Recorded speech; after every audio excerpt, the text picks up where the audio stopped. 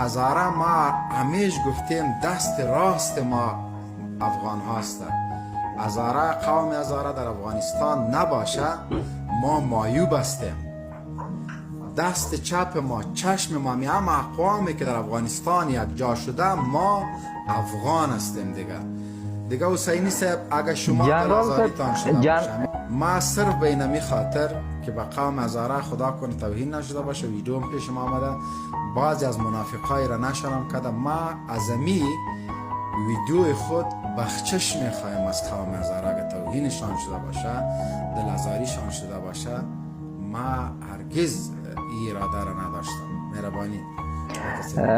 در رابطه بعضی که شما گفتین گوسفند خود گوسفند ترکی است گوسفند بایقسی است